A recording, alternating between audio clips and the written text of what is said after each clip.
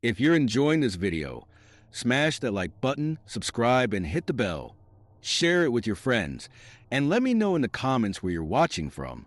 Every like and subscribe helps the channel grow. My name is James Harrison, and after 15 years as a homicide detective, I thought I'd seen it all. I was wrong. Dead wrong.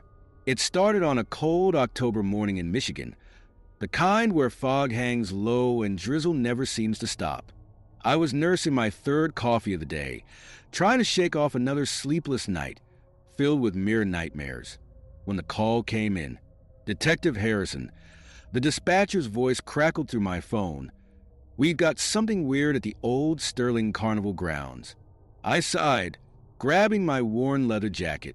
Since Sarah left 6 months ago, taking half of everything including my self-respect, work was all I had. The familiar weight of my flask pressed against my chest pocket as I headed out. The carnival grounds looked like something from a horror movie. Rusty rides reached up through the mist like skeletal hands, and vines crawled over everything like hungry snakes.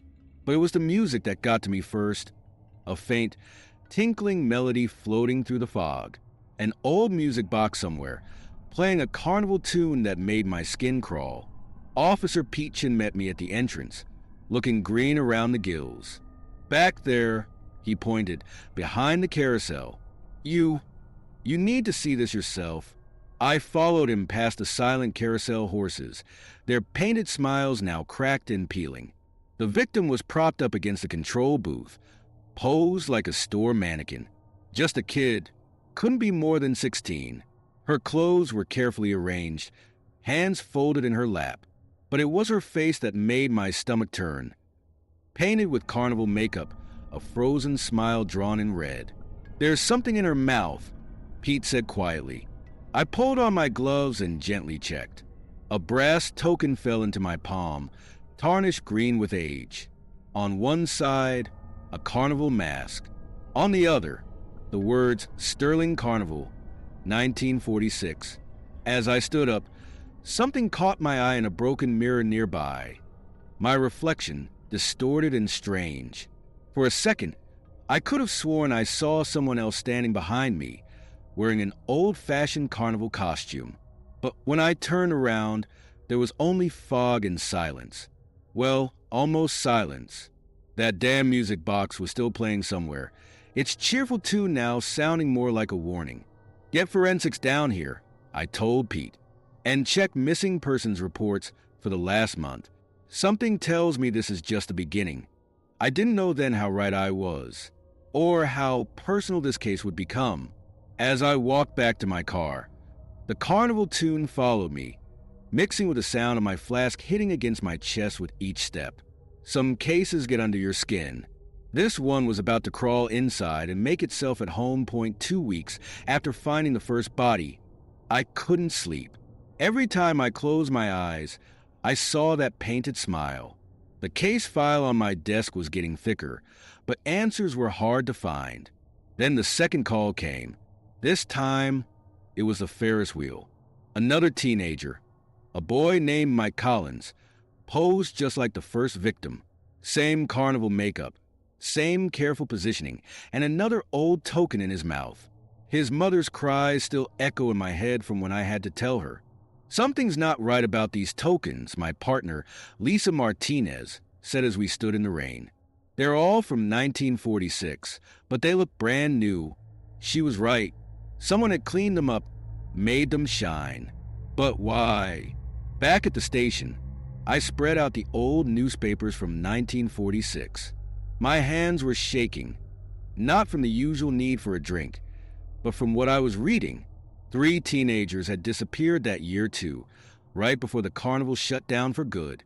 Harrison, Captain Brooks called from his office. Got someone here you need to talk to. The old man waiting inside looked like he'd seen a ghost. Said his name was Frank Wheeler, and he used to work at the carnival in the 40s. Those tokens, he whispered, his hands trembling as he held his coffee cup. We only gave them out during the Halloween show. But after those kids went missing, he stopped, looking around like someone might be listening. What happened to those kids, Frank? Never found them. But the mirrors. He leaned closer. The funhouse mirrors started showing strange things. People said they saw things that couldn't be there. The owner, old man Sterling, he just closed everything down one night. No warning, no nothing that night. Going through more files at my desk, I found something that made my blood run cold. A picture from 1946, the carnival owner standing with his family. And there, in the background, a mirror showing something that shouldn't be there. A figure in a costume, watching. The same figure I thought I'd seen in the broken mirror 2 weeks ago. My phone buzzed. A text from Lisa. Third body found. By the fun house. I grabbed my coat, trying to ignore how the station's lights reflected in the windows looked like carnival lights. As I drove back to those cursed grounds, the rain picked up, and somewhere in the distance, I heard thunder. That old music box was playing again, louder this time. And for the first time in years, I wished I had something stronger than whiskey in my flask. Because now I knew this wasn't just about the present. Whatever evil had started in 1946 wasn't finished. And somehow, I had a feeling it knew I was getting close. The third victim hit differently. Maybe because she looked like my niece, or maybe because the killer was getting bolder. Jenny Parker, age 15, posed on the funhouse steps like she was welcoming visitors to a show that ended decades ago. Detective, Lisa called, pointing at the ground. A trail of carnival tokens led into the funhouse, like breadcrumbs in a twisted fairy tale.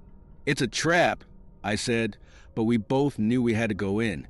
The funhouse smelled of old wood and wet rust. Our flashlights made weird shadows dance on the walls. That creepy music box seemed closer now, its tune echoing through the empty halls. Look at this, Lisa said, shining her light on an old poster. It showed a performer called the Mirror Master, a man in a silver mask surrounded by mirrors. The date on the poster, October 1946. Then we found something that changed everything. Behind a fallen panel, there was a small room. Inside, scattered across a dusty table, were newspaper clippings, photos, and a familiar-looking flask. My hand started shaking as I picked up the flask. It was identical to mine, a gift from my grandfather. The initials on the bottom matched. T.H. Thomas Harrison, I whispered. My grandfather was a cop here in 46. Lisa looked at me, her eyes wide. James, there's more. She handed me a photo. It showed my grandfather standing with other officers outside the carnival gates. But what made my heart stop was the man next to him. Police Chief Sterling, the carnival owner's brother. They covered it up, I said. Whatever happened in 46, the police helped hide it. Suddenly, the music box stopped. In the silence, we heard footsteps above us. Someone's here, Lisa whispered, drawing her gun. We followed the sound of the mirror maze. Each reflection showed us walking, but in one mirror, I saw something else. A figure in an old performer's costume, watching us. This time, when I turned around, it didn't disappear. Welcome to the show, Detective Harrison.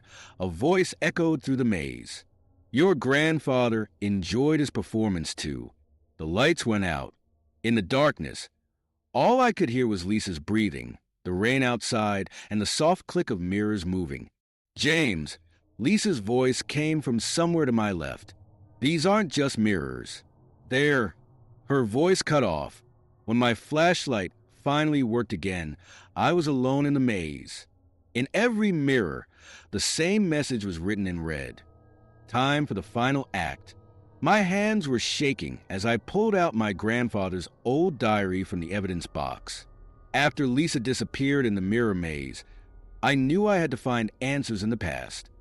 October 15th, 1946, I read under my desk lamp. 3 kids gone. Sterling's brother says to keep quiet, but I saw something in the mirrors tonight. Something wrong. The more I read, the colder I felt. My grandfather had been investigating the carnival deaths back then, just like me now. But someone had stopped him. The last entry gave me chills. The Mirror Master knows what really happened. He's not just a performer. The mirrors show the truth. If anything happens to me, look behind the big mirror in the funhouse. I left. The entry stopped there. 2 days later, my grandfather disappeared. They found his body in the river a week after that. Everyone called it an accident. Captain Brooks walked into my office, his face grim. "Harrison, you need to see this." He handed me an old carnival worker ID. The picture showed a young man in a silver mask, the Mirror Master. But it was a name that made me drop the card, Sterling Michael J., son of carnival owner Robert Sterling. "That's not all," Brooks said. "We found records showing your grandfather was getting close to proving the Sterling family was using the carnival to hide crimes. Money laundering, missing people, all of it covered up by the police chief. And now someone's recreating those old murders," I said. "Using the same mirrors, the same costumes." My phone buzzed. A text from an unknown number. "Ready for the truth, detective? The show's about to begin. Come alone to the funhouse. Your partner is waiting." Thunder crashed outside as I grabbed my gun and badge. The rain was pouring now, just like that first morning when this all started. "I'm calling backup," Brooks said. "No time," I replied. "But if I'm not back in an hour, bring everyone." As I drove to the carnival grounds one last time, pieces started falling into place. The mirrors, the tokens, my grandfather's investigation. It was all connected. Someone had been waiting years to finish what started in 1946. The carnival grounds looked different now. Lights were on in the funhouse, and that haunting music box melody was playing louder than ever. Standing at the entrance, I checked my gun and took out my flask. "Sorry, Grandpa," I whispered, pouring out the whiskey. "I need to be clear-headed for this one." The funhouse door creaked open on its own, inviting me in for the final show. The funhouse was alive with shadows and that endless carnival music. Each step I took echoed off the walls as I made my way to the mirror maze. "Lisa?" I called out. No answer, just the music getting louder.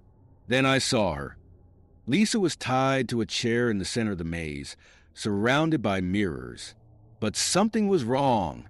In each reflection, she looked different, like versions of the victims we'd found.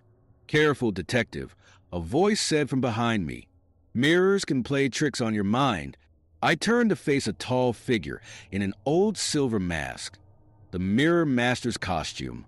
He held something in his hand, my grandfather's old police badge. "Michael Sterling," I said. "Or is it your son?" He laughed, taking off the mask. The face beneath was young, too young to be the original Sterling.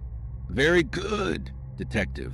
I'm Robert Sterling III, grandson of the man your grandfather tried to expose. Where are the real Lisa and the teenagers?" I demanded, keeping my gun steady. "Safe for now, in the old storage rooms beneath us. But first, let's talk about 1946. He gestured to the mirrors. My grandfather used these mirrors to hide his crimes. Special mirrors, with hidden passages behind them. Your grandfather found out, so he had to die. Lightning flashed outside, lighting up the maze like a camera flash. And now you're copying those old murders. Why? To finish the story, he said. To make the Harrison family pay for trying to ruin us. Your grandfather's death wasn't enough. I wanted you to feel what he felt. The helplessness, the fear, watching young lives being taken while you can't stop it. Suddenly, the mirror behind him slid open. I caught a glimpse of movement. Lisa, the real Lisa, sneaking up behind him. She'd managed to escape. "It's over, Sterling," I said. "The police are on their way." He smiled. "Maybe. But can you find the kids before the fun house burns?" He pulled out a lighter. "These old wooden walls will go up fast." Everything happened at once. Lisa tackled him from behind. The lighter fell, catching old curtains on fire. Mirrors shattered as we struggled. Through the smoke and chaos, I found the hidden passage. The missing teenagers were there, scared but alive. As we got everyone out, the fun house went up in flames. Sterling tried to escape through his mirror passages, but they became his trap instead. Later, as the firefighters worked and the teenagers reunited with their families, Lisa handed me something she'd found. My grandfather's diary pages, hidden all these years behind the mirrors. "You did it," she said. "You finished what your grandfather started." I looked at the burning funhouse, the flames reflecting in the few mirrors still standing. The music box had finally stopped playing. "Yeah," I said, touching my flask one last time before throwing it in the evidence bag with Sterling's mask. "Show's over." As we drove away, I caught one last look in my rear-view mirror. The carnival grounds were quiet now, its dark secrets finally brought to light. Sometimes the scariest monsters aren't the ones in mirrors or masks. They're the ones hiding in plain sight, waiting for someone brave enough to expose them. That's my job, after all. And for the first time in years, I didn't need a drink to sleep that night.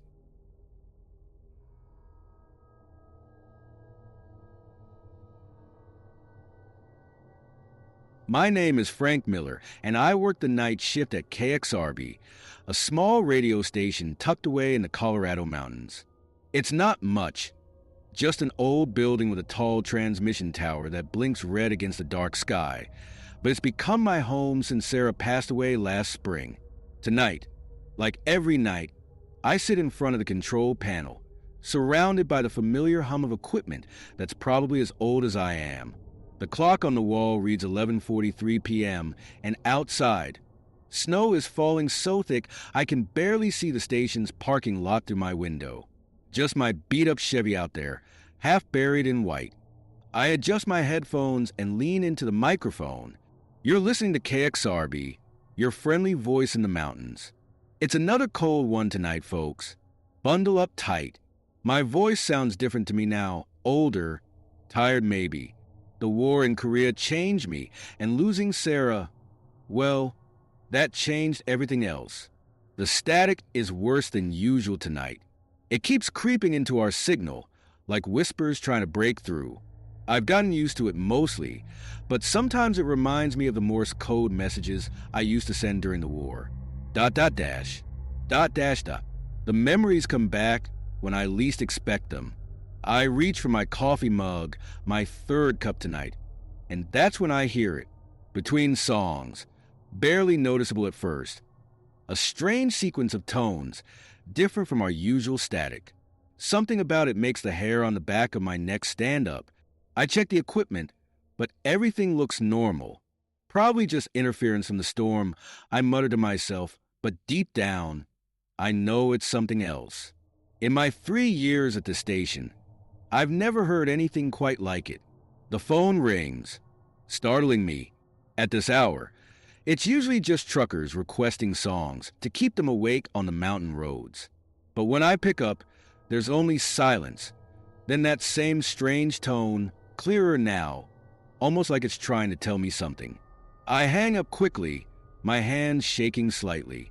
The war taught me to trust my instincts, and right now, they're screaming that something isn't right. Little do I know, this is just the beginning of a long night that will change everything I thought I knew about our quiet little mountain town. Looking at my logbook, I noticed something odd. 3 people have been reported missing in the past month, all on nights when I was working, all on nights when the static was particularly bad. Maybe it's nothing, but in this job, you learn that coincidences are rarely just coincidences. The snow keeps falling outside, and the red light of the transmission tower pulses steadily, like a heartbeat in the darkness. I settle back in my chair, ready to start the midnight hour, unaware that my quiet life as a small-town radio host is about to become anything but ordinary. I'm about to play the midnight news when it happens again. The strange tone cuts through my headphones, louder this time, and my regular broadcast signal disappears completely. In its place, I hear a song I've never played before, an old tune that sounds like it's being played backward. My hands start shaking as I remember hearing something similar in Korea. during those secret communications training sessions. Hello? Is anyone there? I speak into my microphone, but my voice doesn't go through. The song continues playing, and I can't stop it. I try every switch and button on my control panel, but nothing works.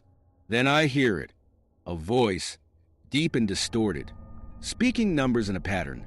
17-9-23-4, 17-9-23-4. The temperature in the room seems to drop. I grab my notepad and write down the numbers, my old military training kicking in. Just then, the phone rings again. This time, when I answer, I hear someone breathing heavily. Help. They're using the sound, don't let them. The voice cuts off and the line goes dead. My heart is pounding now.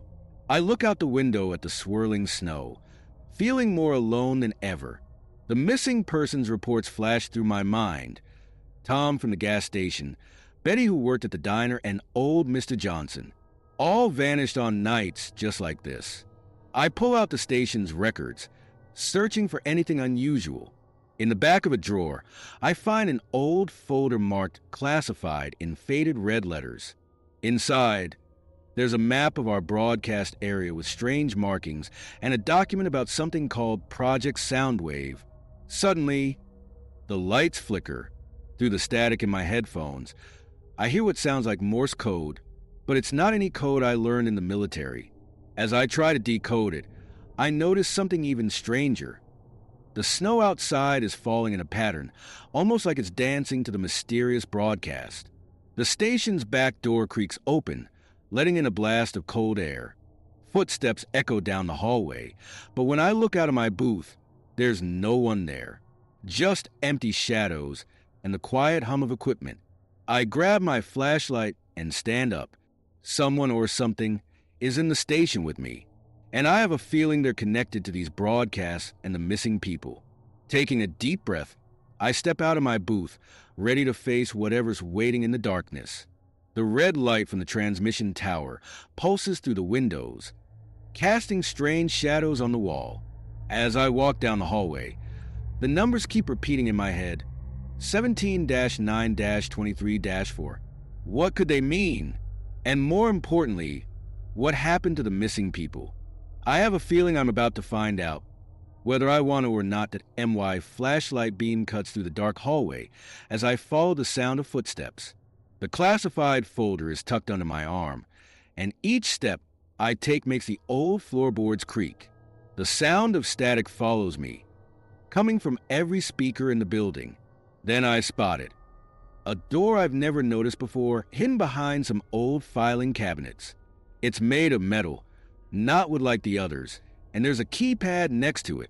The numbers on it are worn down, especially 1, 7, 9, 3, and 4. The same numbers from the broadcast. My hands are trembling as I punch in the sequence. 17-9-23-4. There's a soft beep, and the door clicks open. Behind it, stairs lead down into darkness. The air coming up smells like old metal and something else I can't quite place. I take out the map from the folder and shine my light on it. There it is, a marking right where I'm standing, labeled Access Point B. Hello. I call down the stairs. My voice echoes back, along with a faint humming sound. As I make my way down, the temperature drops. The walls are lined with old computers and equipment that looks military grade.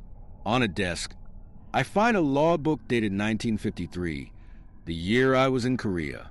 The first page reads, Project Soundwave, Human Response to Frequency Manipulation. Suddenly, the static in the building changes pitch. Through my years of radio experience, I recognize it's not random noise, it's a pattern, like the one I heard earlier. But this time, it's affecting me differently. My head feels fuzzy, and the room starts to spin. I grab onto the desk to steady myself. That's when I see the photos pinned to the wall. Faces I recognize. Tom, Betty, Mr. Johnson, all the missing people. Below each photo are notes about sound sensitivity and successful conditioning. The footsteps return, coming down the stairs.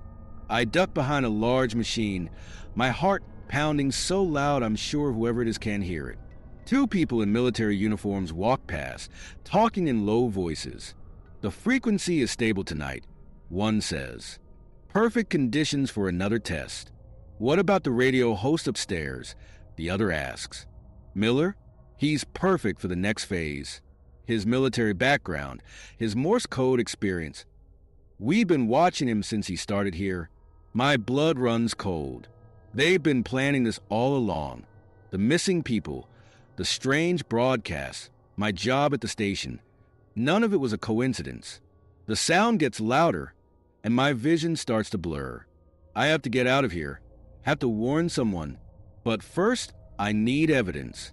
With shaking hands, I pull out my phone and start taking pictures of everything I can see. That's when the alarm starts blaring. Security breach in Section B, a robotic voice announces.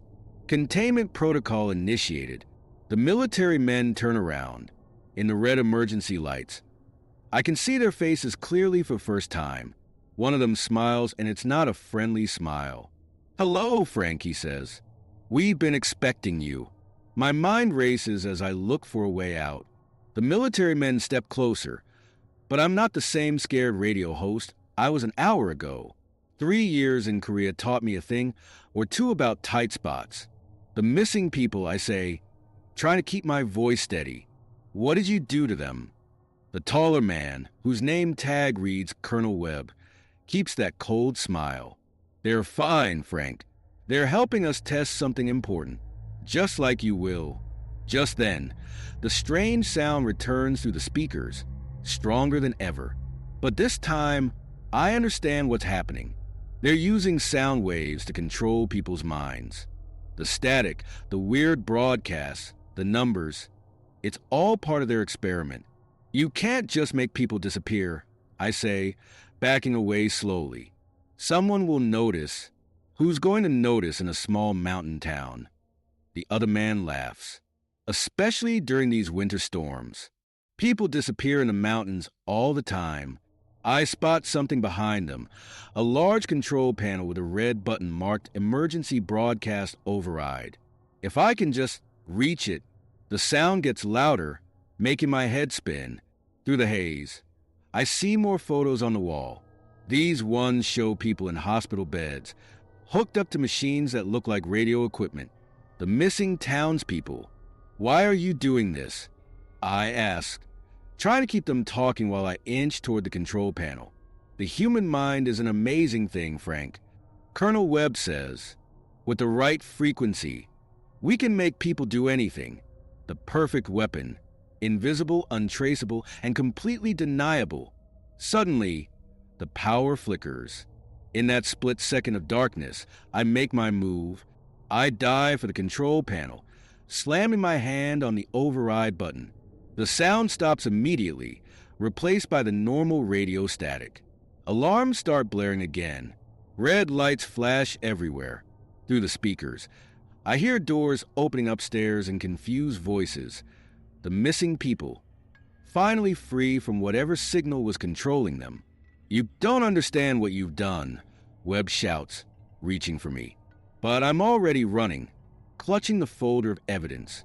Behind me, I hear them following, their boots heavy on the metal stairs. But I know something they don't. I've been walking these halls in the dark for 3 years. I burst into my radio booth and grab the microphone. It's time everyone knew the truth. But as I reach for the on-air switch, I hear a sound that makes my blood freeze. The high-pitched whine of the mind control frequency starting up again. Only this time, it's coming from the transmission tower itself. There's only one way to stop this. I have to get to that transmission tower. The snow is falling harder now as I run outside, the classified folder stuffed inside my jacket. The cold hits me like a wall, but I keep moving. Behind me, I hear Webb shouting orders. Flashlight beams cut through the darkness, searching for me. The mind control frequency gets stronger with each step I take toward the tower, making it hard to think straight. Fight it, Frank, I tell myself, remembering my Morse code training. I focus on that, using the old patterns to keep my mind clear. Dot dash dot, dash dot dash. The tower stands ahead of me, its red light pulsing through the snow. As I reach the base, I hear something that makes me stop. Voices from the town, getting closer. The missing people, now free, are coming toward the station. They remember everything. I start climbing the tower's maintenance ladder. The metal is ice cold against my hands, but I don't stop. 20 feet up, 30, 40. The wind gets stronger, threatening to tear me off the tower. Below, Webb and his men have reached the base. Think about what you're doing, Miller. Webb shouts up at me.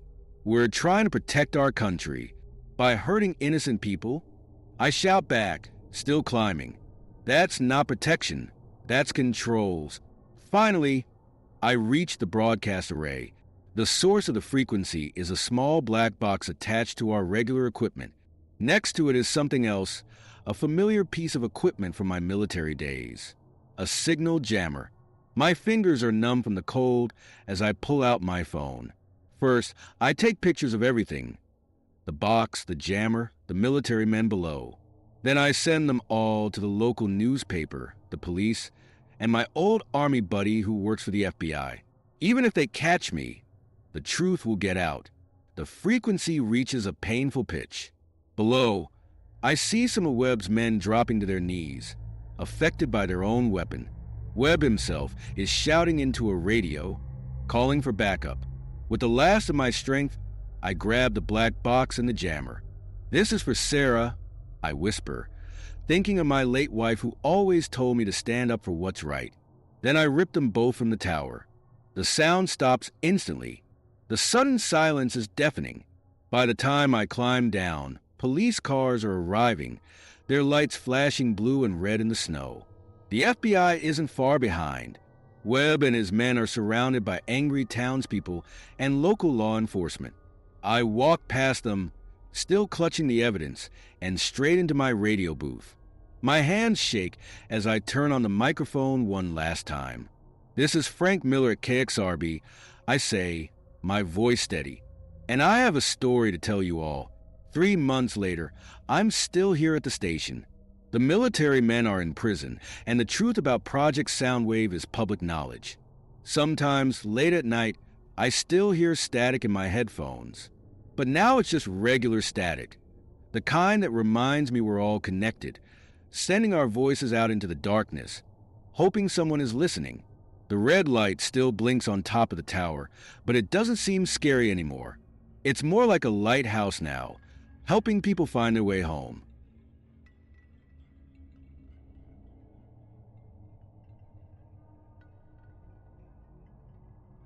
My name is Rachel Martinez, and I've spent most of my life capturing other people's stories through my camera lens.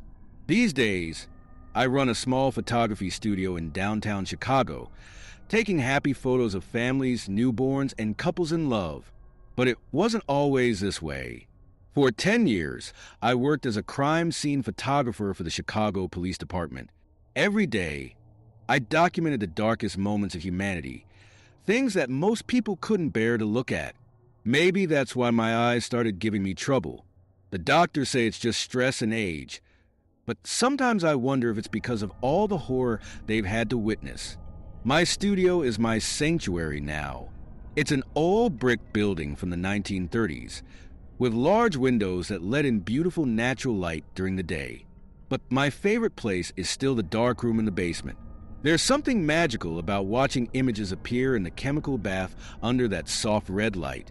The familiar smell of developer and fixer solutions always makes me feel at home, even if it makes most people wrinkle their noses. I've collected vintage cameras over the years. They line the shelves of my studio like silent witnesses to photography's history. Each one has its own story, its own way of seeing the world. My pride and joy is a 1943 Graflex Speed Graphic, the same model used by crime photographers back in the day. I found it at an estate sale last month, and that's when everything started to change. The first strange photo appeared on a Tuesday evening. I was developing portraits from a family session. Nothing special, just a mother and her two kids smiling in the park. But when I hung up the last print to dry, there was an extra photo I didn't remember taking. The image was dark, grainy, showing a woman pose in an odd way, like a mannequin. I thought it was just a double exposure at first, but something about it made my skin crawl. That night, I couldn't sleep. My eyes kept burning, worse than usual, and I had this nagging feeling that I was missing something important. I didn't know it then, but that photo was just a beginning. Sometimes I wish I had never bought that old camera, never noticed that first strange image. But when you're a photographer, you learn that once you start seeing things, you can't just close your eyes and make them go away. The next morning, I opened the newspaper to find something that made my coffee cup slip from my fingers and shatter on the floor. On page 3 was a photo of a crime scene, and the victim was posed exactly like the woman in my mysterious photograph. That's when I realized my darkroom wasn't just developing pictures anymore.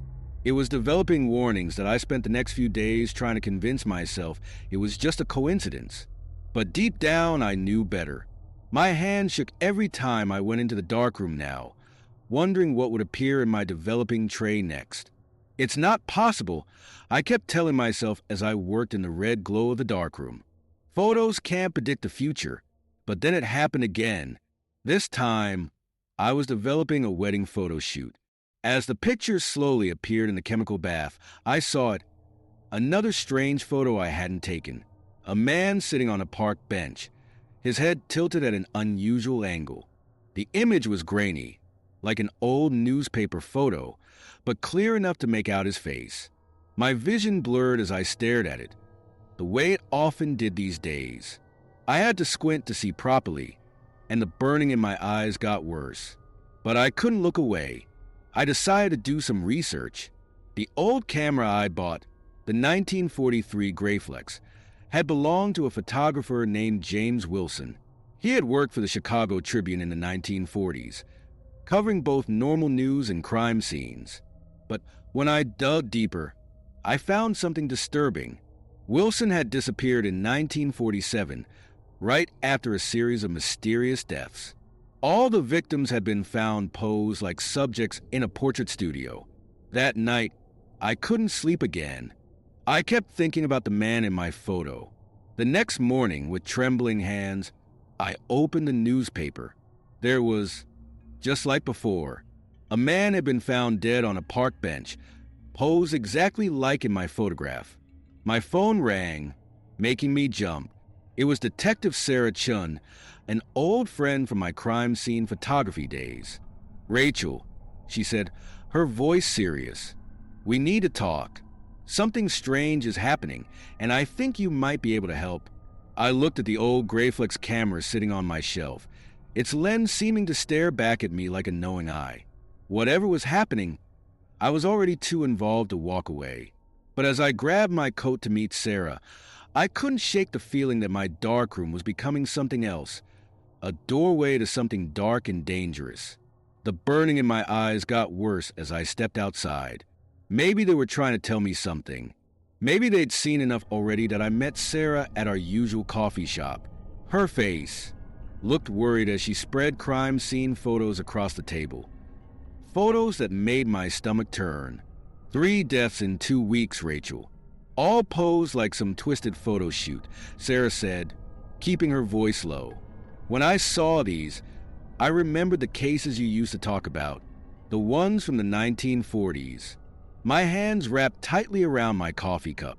I hadn't told anyone about the mysterious photos appearing in my darkroom, but now I had to.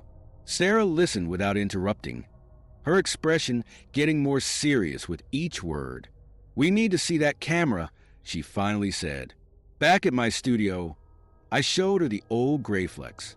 While Sarah examined it, I went to develop the latest batch of photos from a baby shower shoot. My eyes were burning worse than ever, and the red darkroom light seemed brighter than usual. As the images began appearing in the chemical bath, my heart stopped. Another mysterious photo was forming. This time, it showed a young woman on a bridge, her arms spread wide like wings. I quickly pulled it out of the solution, my hands shaking. "Sarah," I called out, "you need to see this." But when I opened the darkroom door, something felt different. The studio looked older. The digital equipment was gone, replaced by vintage cameras and old portraits. Through the windows, I saw cars from the 1940s driving past. I blinked hard, and everything returned to normal. Sarah was standing there, looking concerned.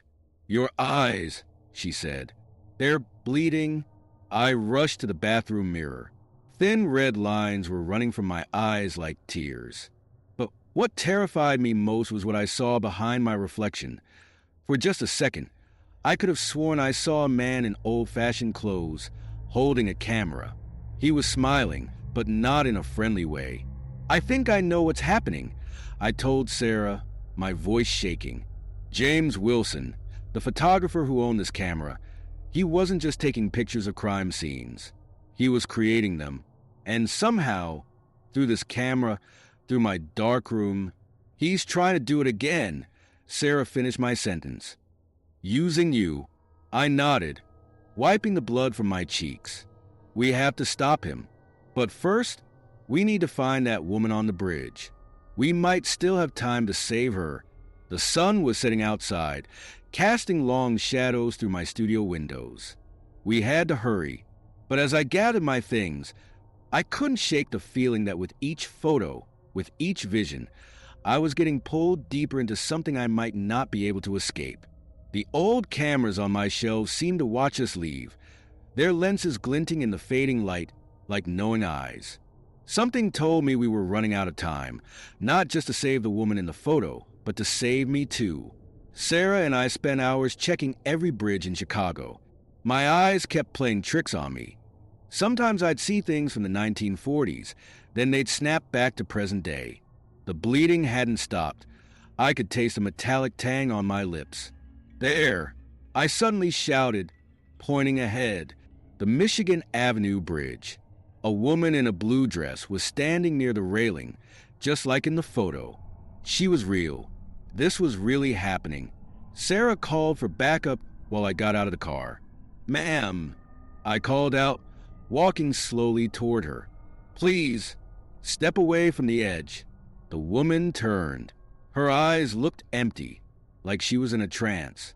"He told me to stand here," she said softly. The man with the camera. He said it would make a beautiful picture. Behind her, I saw something that made my blood freeze. The air seemed to ripple, and there he was, James Wilson, looking exactly like his 1940s newspaper photos. He was adjusting his camera, smiling that terrible smile. "You can see him too, can't you?" the woman asked. "Yes," I whispered, "but he's not really here. He's using my darkroom, my camera, trying to recreate his old photos. You don't have to listen to him." I took another step forward. The world around me kept shifting. One moment I was in 2025, the next I was in 1947. Cars changed from modern to vintage and back again. My head was spinning. "Rachel," Sarah's voice seemed to come from far away. "Her foot is moving." I lunged forward just as the woman started to fall. I grabbed her arm, pulling her back from the edge. She collapsed against me, sobbing. Police sirens wailed in the distance. But when I looked up, Wilson was still there. He lowered his camera, and for the first time, he spoke. "You're ruining everything," he said, his voice like static on an old radio. "These pictures need to be perfect, just like before." "These aren't pictures," I said through gritted teeth. "They're people's lives." He smiled again, and suddenly I understood. My darkroom wasn't just a gateway. It was his gateway. He was using my eyes, my camera, my space to come through. That's why my vision was getting worse. That's why I could see into the past. As the police arrived and took care of the woman, I knew what I had to do. There was only one way to stop Wilson. I had to go back to my darkroom one last time. But looking at Sarah's worried face, I wondered if I'd make it back out again back at my studio. I knew what had to be done. Sarah tried to stop me from going into the darkroom alone, but this was my fight. "Give me 1 hour," I told her. If I'm not out by then, call for help. The moment I stepped into the darkroom and closed the door, everything changed. The chemical smells grew stronger, and the red light pulsed like a heartbeat. Wilson was already there, standing by my developing trays. "You're a photographer," he said, his voice echoing strangely. "You understand the importance of capturing the perfect moment." "I understand the difference between taking photos and taking lives," I answered, trying to keep my voice steady. He moved toward the old Graflex camera, his camera sitting on the shelf. "We could work together, you and I. Your eyes see what mine see. That's why I chose you." My vision blurred again, but this time I didn't fight it. Instead, I grabbed my digital camera and started taking pictures. Flash after flash lit up the darkroom. "What are you doing?" Wilson asked, his image flickering. "Capturing the truth," I said. "That's what photographers do, right?" Each flash seemed to hurt him. His figure became less solid. I realized that he couldn't exist in a world of digital photography. His power came from the old ways, the chemical processes, the darkness. I kept shooting, even as blood ran from my eyes. "You're not creating art," I told him. "You're stuck in the past, and I'm setting us both free." With trembling hands, I reached for the old Graflex. Wilson lunged for it, but his hands passed right through. I lifted the camera high and brought it down hard against the floor. It shattered into pieces. Wilson screamed, a sound like an old camera rewinding. His image began to fade, breaking apart like an overexposed photograph. "The perfect moment," he whispered as he disappeared, "is when everything changes." Then he was gone. I fell to my knees, surrounded by broken camera parts and scattered photos. Sarah burst in moments later, finding me crying but smiling. "It's over," I said. "He's gone." Over the next few weeks, my eyes slowly healed. The vision stopped. I still work in my studio, still develop photos in my darkroom, but now I only capture the moments people want to remember: birthdays, weddings, new babies. Sometimes, when I'm working under that red light, I think about Wilson, about how a camera can either capture life or steal it, about how thin the line is between art and obsession. But mostly, I think about the photos I take now. They're not perfect, but they're real. And that's what matters most. The old cameras still line my shelves, but they're just cameras now. Nothing more. Though sometimes, late at night, I swear I can hear the faint sound of a shutter clicking in the dark.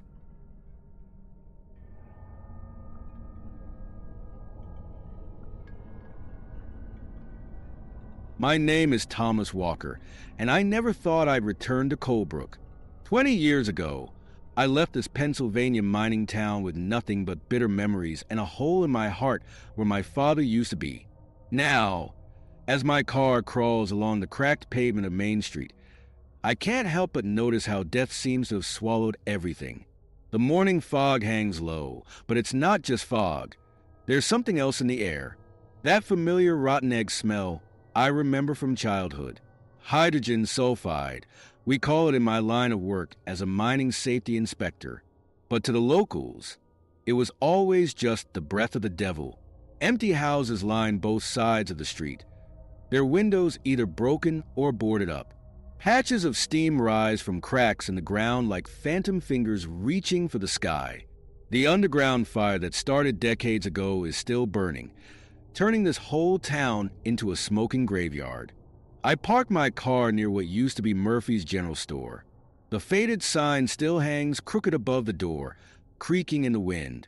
20 years ago, this place was full of life.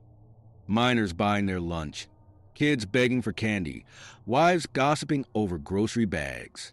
Now, it's just another hollow shell. Never thought I'd see a walker back in town. A voice calls out. I turn to see old Pete Morgan, looking about 100 years older than when I last saw him. His face is as weathered as the coal seams below us. "Official business, Pete," I tell him, pulling out my inspector's badge. 3 people have gone missing in the last month. The state wants answers. Pete's eyes narrow. Some answers are better left buried, Tommy. Just like your daddy. My stomach tightens at the mention of Dad. Images flash through my mind. The mine collapse of '93, the endless waiting, the empty coffin we buried because they never found his body. I need to check the new sinkholes, I say, changing the subject. Heard they're opening up near the old Harrison shaft. Pete just shakes his head and turns away, but not before I catch him making the sign of the cross. Something about his reaction sends a chill down my spine, and it's not from the toxic gases seeping through the ground. As I grab my equipment from the car, gas detector, flashlight, hard hat, I can't shake the feeling that I'm being watched. Not by the few remaining residents, but by something else. Something hiding in the endless maze of tunnels beneath my feet. Dad used to say that every mine has its secrets. Looking at my childhood home, now a ghost town where the ground burns and people vanish without a trace, I'm starting to think some secrets don't want to be found. But I have a job to do. And maybe, just maybe, I'll finally learn what really happened to my father in these cursed mines. I check my gas detector one last time and head toward the old mining trail. Each step releases small puffs of steam from the warm ground. Behind me, I hear Pete's voice carried on the wind. The mine takes what it wants, Tommy. Always has, always will. I ignore his warning and keep walking. After all, I'm not that scared little boy anymore. I'm a mining safety inspector with 15 years of experience. I know every trick these old mines can play. At least, that's what I keep telling myself as I approach the first sinkhole, where the earth seems to breathe like a sleeping monster. What I don't know yet is that this routine inspection is about to turn into something far darker than anything I could have imagined. Something that will make me question everything I thought I knew about science, survival, and what really lurks in the burning heart of Colebrook. The first sinkhole looks like a monster took a huge bite out of the earth. Steam rises from it, and my gas detector starts beeping the moment I get close. The numbers on the screen make me step back. The methane levels are off the charts. I pull out my notebook, the same one I've used for every inspection over the last decade. November 15th, 10:30 a.m. I mutter as I write. Sinkhole approximately 15 feet wide. My voice trails off as I notice something odd. There are marks around the edge of the hole. Not natural breaks in the earth, but what looks like claw marks. That's new, I whisper to myself. In all my years of inspecting mines, I've never seen anything like this. My radio crackles to life, making me jump. Walker? You there? It's Sarah Chun, my contact at the state office. I'm here, I respond, keeping my eyes on the strange marks. Any sign of the missing people? She asks. The families are getting desperate for answers. I think about Jenny Miller, age 19, who disappeared while taking photos of the old mine entrances. Then there's Bob Hawkins, the local history teacher who went looking for mining artifacts. And just last week, Maria Santos vanished while walking her dog near one of the sinkholes. The dog came back. She didn't. Nothing yet, I tell Sarah. But something's not right here. These sinkholes, they're different. A gust of warm wind blows up from the hole, carrying that rotten egg smell and something else. A musty odor that reminds me of old caves and wet stone.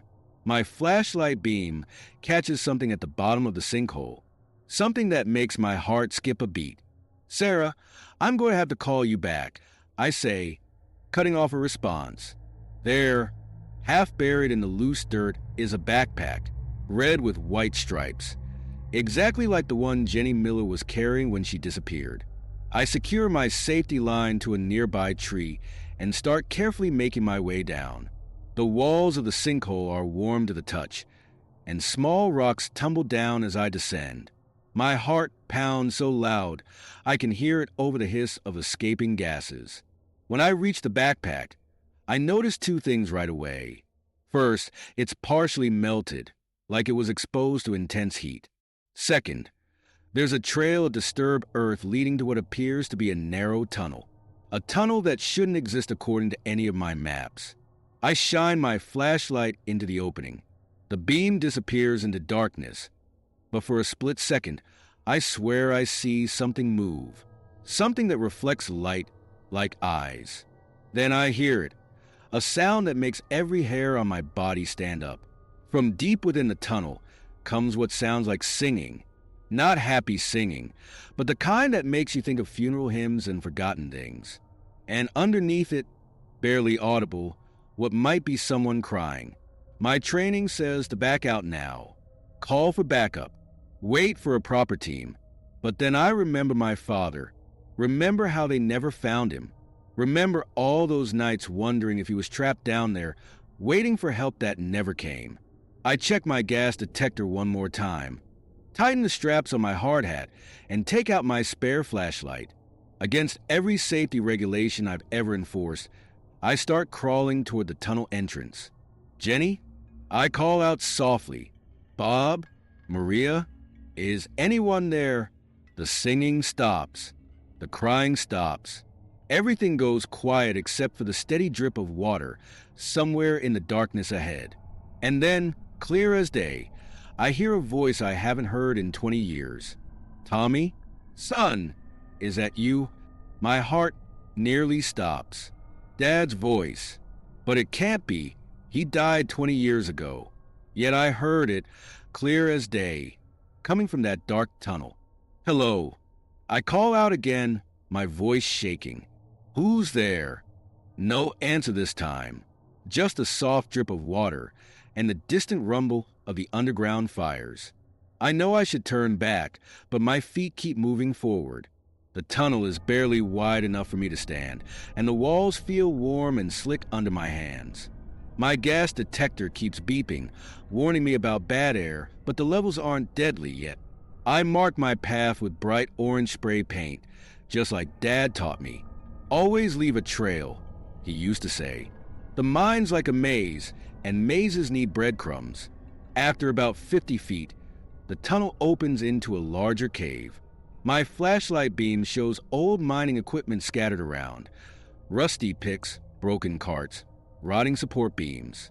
But what catches my eye is the wall ahead.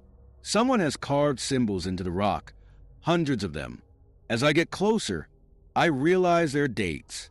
The newest ones are from just last month, and next to each date is a name: Jenny Miller, Bob Hawkins, Maria Santos. My hands shake as I shine the light higher. The dates go back years, decades even, and there near the top I see it: James Walker, 1993. My father's name. No, I whisper. This isn't possible. A rock shifts somewhere behind me. I spin around, flashlight beam dancing across the walls. For a second, I catch a glimpse of something ducking behind a fallen beam. Something that walks on two legs but doesn't move quite right. Show yourself. I shout, trying to sound braver than I feel. Instead of an answer, I hear whispers, multiple voices, coming from different directions, speaking so softly I can't make out the words. They echo off the walls, making it impossible to tell where they're coming from. My flashlight starts to flicker.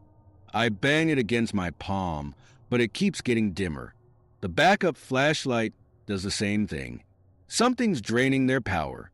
In the fading light, I notice something else about the cave. The floor isn't flat. It slopes down toward a dark opening on the far side. And from that opening comes a warm breeze and a soft orange glow like firelight. The whispers get louder. Now I can almost make out words. Walker came back. Like his father. Keep him. Needs to see. My radio crackles to life, making me jump. Through the static, I hear Sarah's voice. Thomas, get out of there now. The ground readings collapse imminent, immediate evacuation. The rest is lost in static, but a deep rumble from above tells me all I need to know. Dust and small rocks shower down from the ceiling. I should run. Every bit of training, every safety rule says to get out now. But then I hear it again, Dad's voice, coming from that glowing opening. This way, son. You need to see the truth. The ceiling groans. I have seconds to decide. Run for safety, or follow that voice and finally learn what happened 20 years ago. The choice is made for me as rocks crash down behind me, blocking the way I came in. There's only one way left to go now. Toward the glow. Toward the whispers. Toward whatever truth lies in the burning heart of the mine. And maybe, just maybe, toward my father that as rocks continue falling behind me. I run toward the orange glow.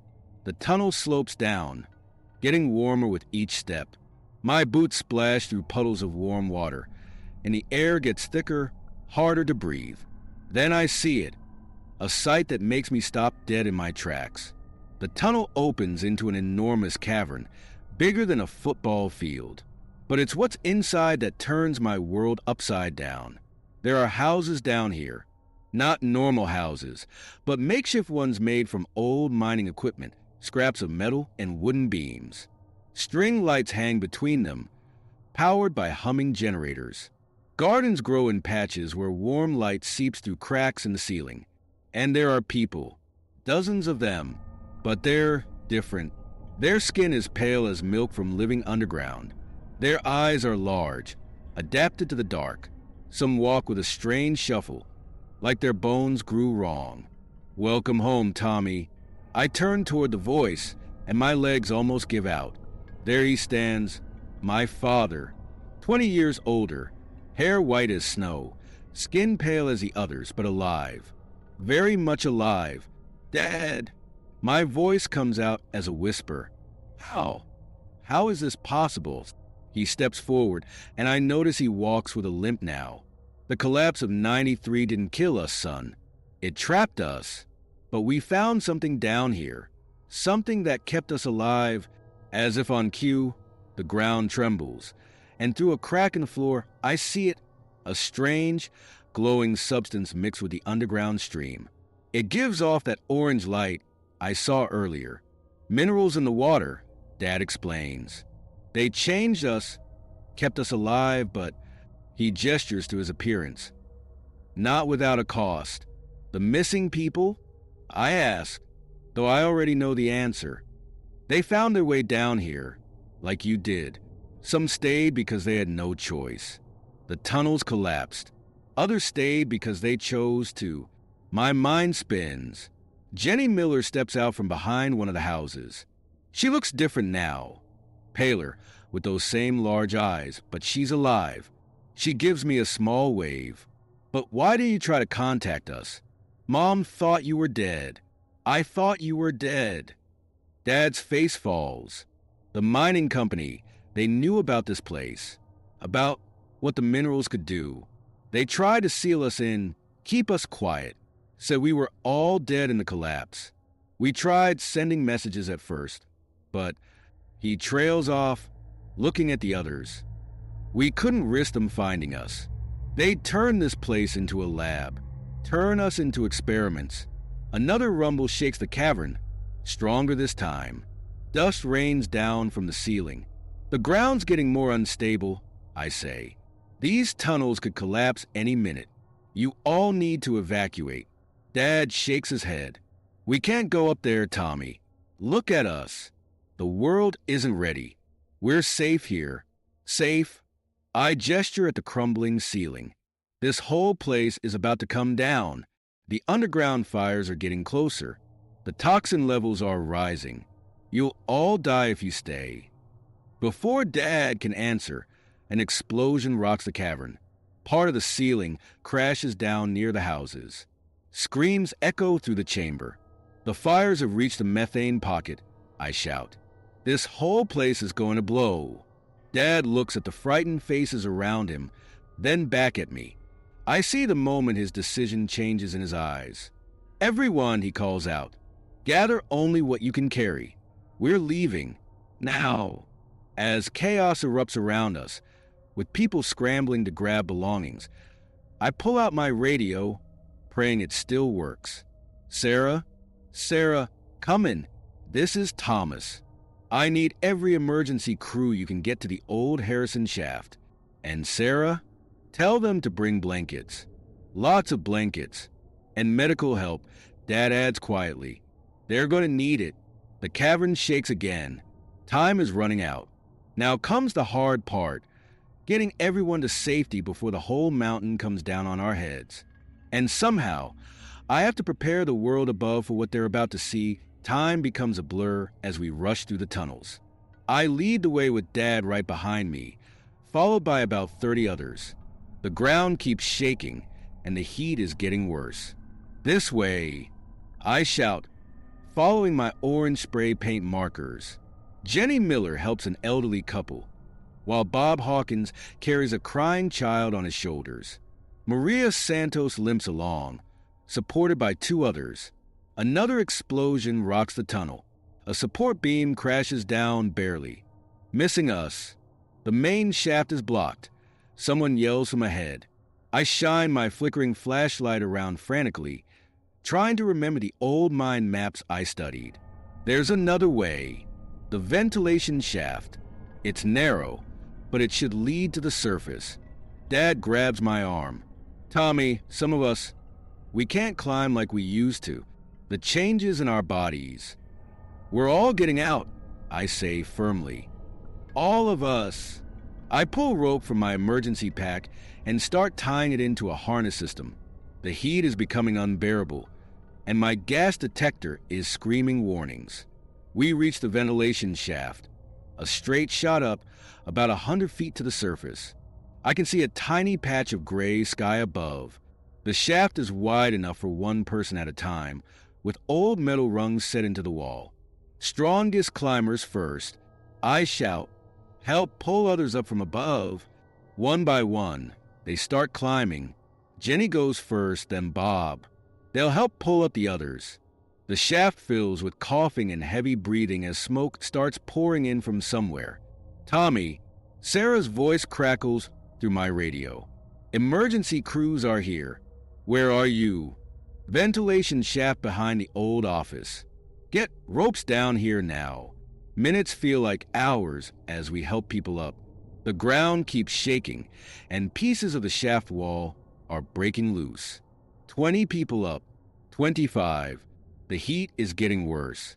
Finally, only Dad and I are left. You first, I tell him. He shakes his head. Son, I dash. The tunnel behind us collapses with a roar. Fire rushes through the opening we just came from. Now, Dad, climb. He starts up the ladder, moving slowly. I follow right behind him, pushing when his strength fails. Halfway up, one of the rungs breaks loose. Dad slips, but I catch him. I've got you, I grunt, just like you always had me. We're almost at the top when the biggest explosion yet hits. The whole shaft shudders. Rocks rain down around us. Jump, I scream, pushing Dad upward with all my strength. Hands reach down from above, Jenny, Bob, others, and pull him to safety. The rung under my feet snaps. I fall. For a horrible moment. There's nothing but empty air and the roar of collapsing rock. Then something catches my arm. Dad, lying flat on his stomach at the shaft edge, gripping my wrist with both hands. Others hold on to him, making a human chain. I'm not losing you again, he says through gritted teeth. They pull us both up just as the shaft collapses behind us. We lie on the ground, gasping in the cool surface air as emergency crews rush forward with blankets and oxygen masks. I look at the faces around me, the underground survivors, my father, the rescue workers, curious onlookers kept back by police tape. The story's already spreading. News vans are pulling up. Dad squeezes my hand. What happens now? I squeeze back. Now we tell the truth. All of it. About the company, the cover-up, everything. These people deserve their lives back. He nods slowly, then pulls the blanket tighter around his shoulders as reporters start shouting questions.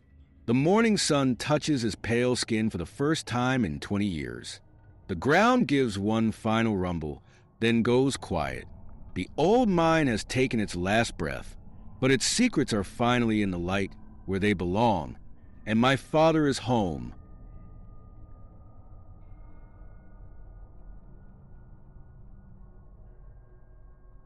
My name is Elizabeth Blackwood, and I never thought I'd become the owner of a boarding house, let alone one with such dark secrets. Until 3 months ago, I was happily working as a librarian in downtown Boston, spending my days surrounded by the comforting smell of old books and the quiet whispers of readers. Then the letter arrived, telling me about Aunt Margaret's death and my inheritance. Blackwood House. I remember the first time I stood in front of it, my suitcase clutched in my frozen fingers.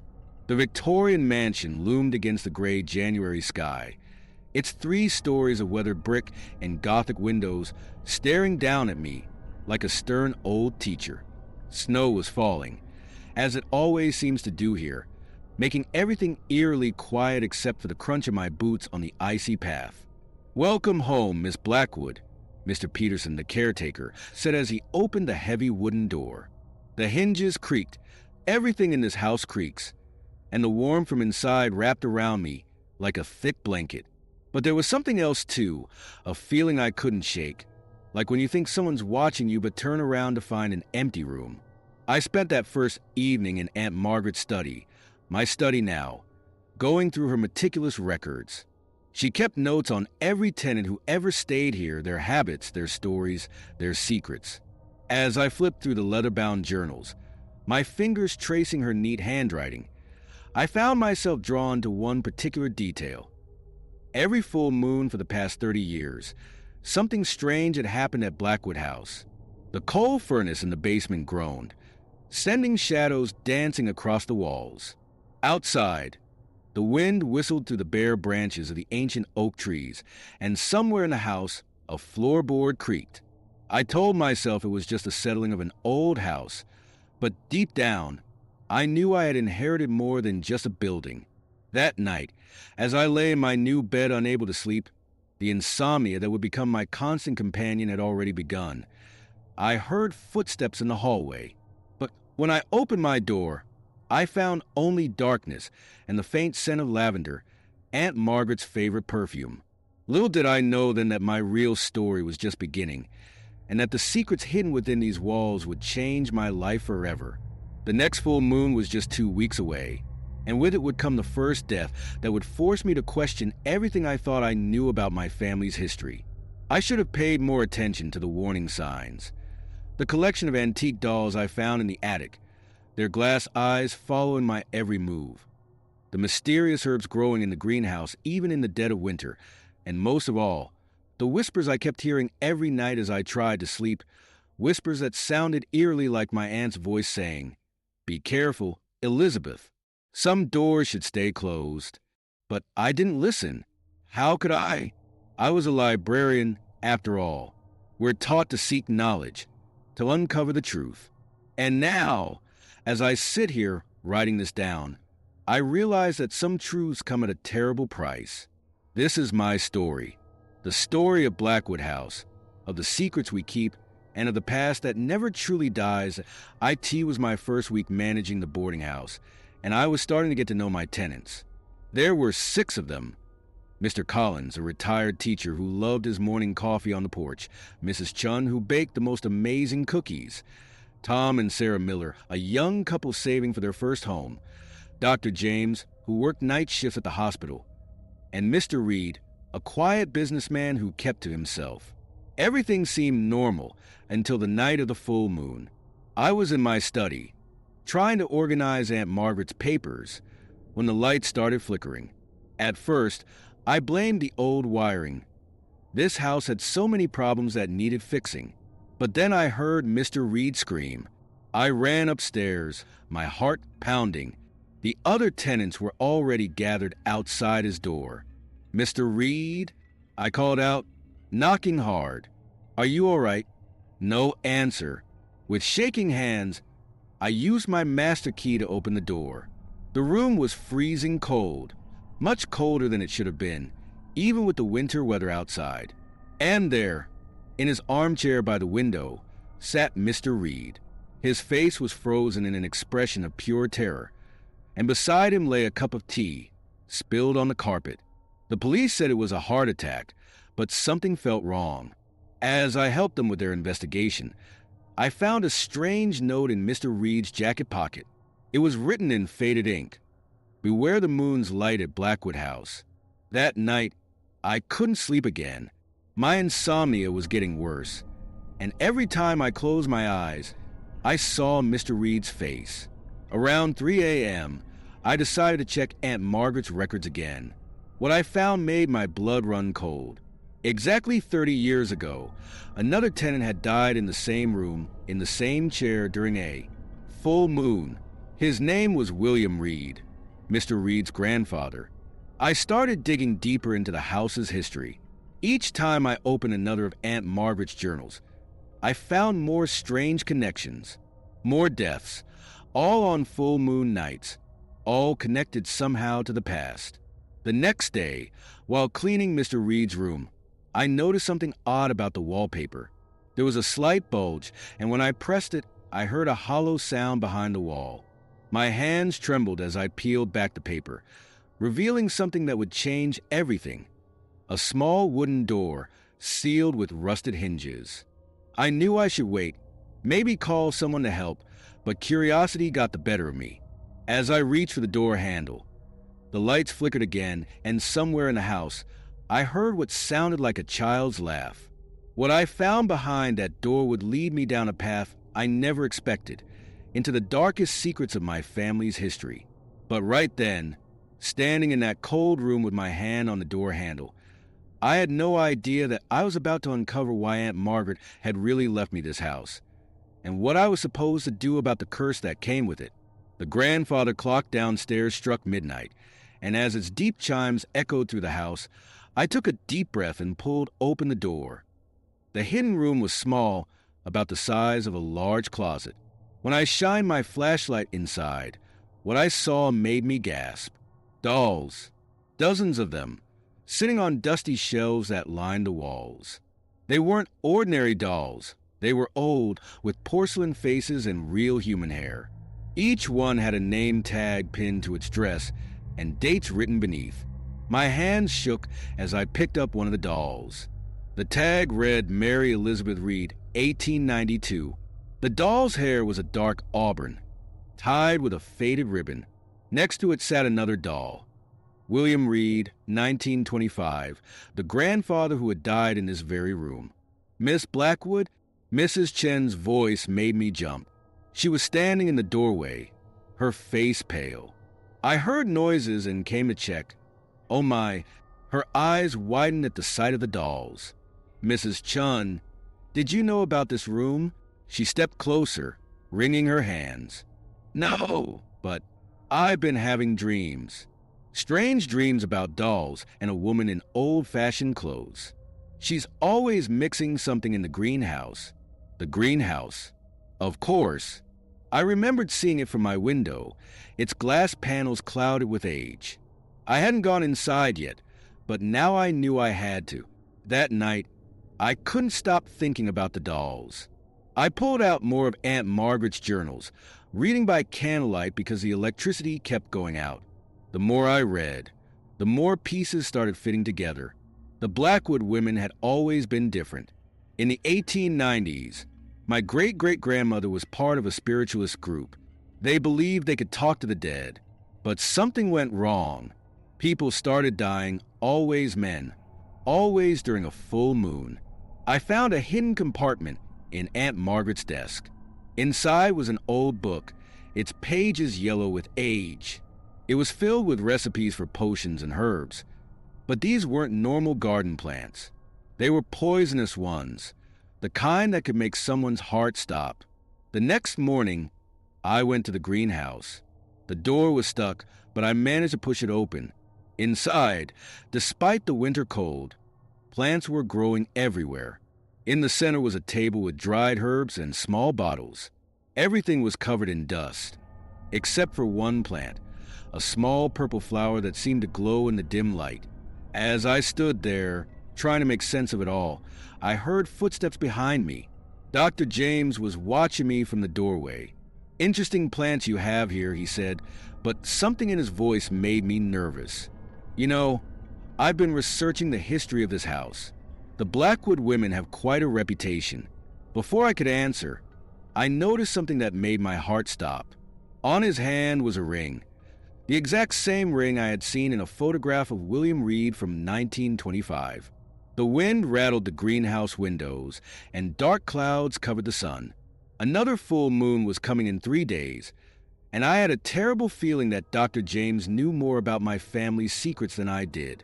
I needed to find out the truth fast, because I was starting to think these deaths weren't just coincidences.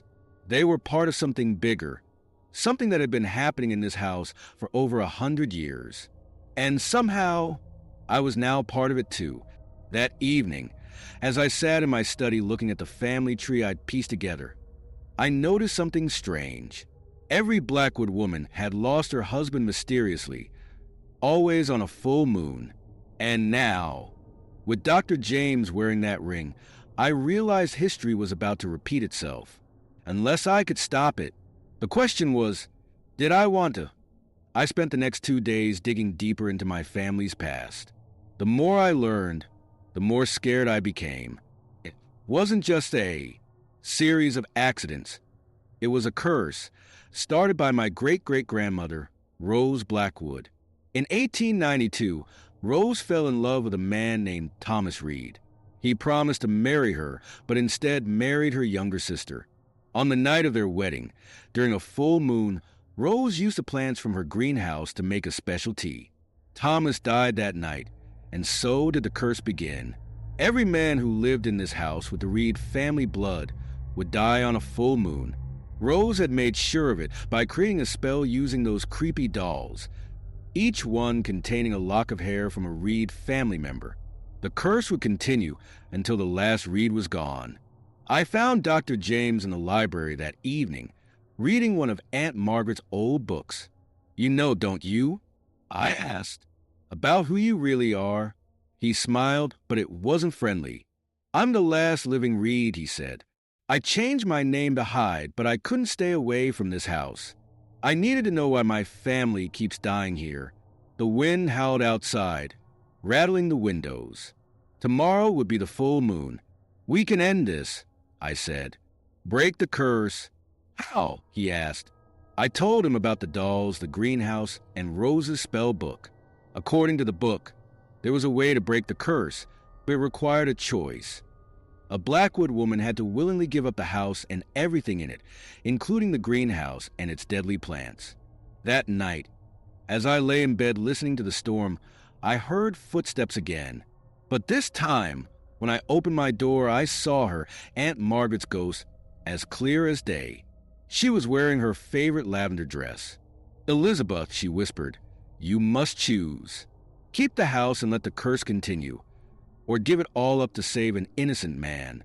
I thought about all the deaths, all the pain my family had caused, the dolls watching from their hidden room, the poisonous plants growing in the greenhouse, the spirits of all those who had died here. It had to end. The next morning, the day of the full moon, I made my decision. I called Dr. James to my study. The other tenants were there too. They deserved to know the truth about where they were living. "Tonight," I told them, "either the curse claims another victim or we end it forever." Mrs. Chun stepped forward. "We'll help you," she said. The others nodded. As the sun began to set, we gathered in the greenhouse. I held Rose's spell book in my hands, and Dr. James stood beside me. The full moon was rising, its light shining through the glass panels. The time had come to make things right. But what happened next would change everything. And not everyone would survive the night. The full moon rose high in the sky as we gathered in the greenhouse. The glass walls reflected the moonlight, making shadows dance around us. I opened Rose's spell book to the last page, where the words for breaking the curse were written. But just as I started to read, something strange happened. All the plants in the greenhouse began to rustle, even though there was no wind. The purple flower I'd noticed earlier started to glow brighter. "Wait!" Dr. James suddenly grabbed my arm. "There's something I need to tell you." His face had changed. He looked different, older somehow. "I'm not just a last Reed.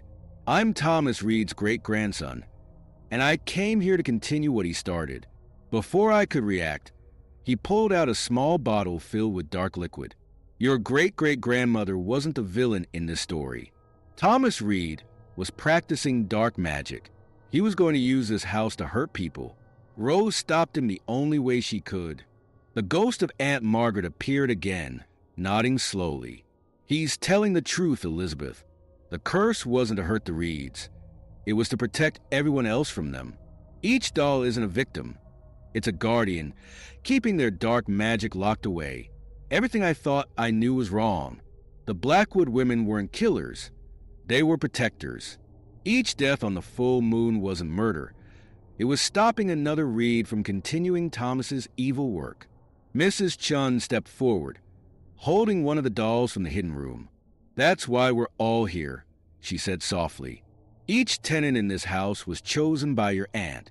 We're all descendants of the original spiritualist group that helped Rose. We've been helping protect the house. The grandfather clock struck midnight, its chimes echoing through the house. Dr. James's face twisted into an angry smile. He raised the bottle, ready to throw it and destroy the protective plants. But he didn't know about the letter Aunt Margaret had left me, the one I'd found just hours ago hidden inside the doll of Rose Blackwood. I pulled it from my pocket and began to read the true breaking spell. Not to end the curse, but to make it stronger. The dolls in the hidden room began to glow. The plants in the greenhouse swayed as if in a dance. All the spirits of the Blackwood women who had protected this house appeared, around us, forming a circle. No! Dr. James shouted, but it was too late. A bright light filled the greenhouse. When it faded, Dr. James was gone. In his place was a small doll, with his name carefully stitched on its chest. Mrs. Chin picked it up and handed it to me. Welcome to your real inheritance, she said. You're not just the owner of a boarding house. You're the next guardian. I looked around at my tenants. No, my fellow protectors, and finally understood. This was why I couldn't sleep at night. Why I felt drawn to the house's secrets. I was meant to be here, to continue what Rose started. Now, a year later, I'm still here at Blackwood House. We have new tenants, carefully chosen, of course. The dolls watch over us from their room. The plants grow strong in the greenhouse, and on full moon nights, we gather to keep the world safe from dark magic. Sometimes, late at night, I still hear Aunt Margaret's footsteps in the hallway, but now they don't scare me. They remind me that I'm not alone in my duty as a Blackwood woman. After all, every family has its secrets. Ours just happens to be protecting the world, one full moon at a time.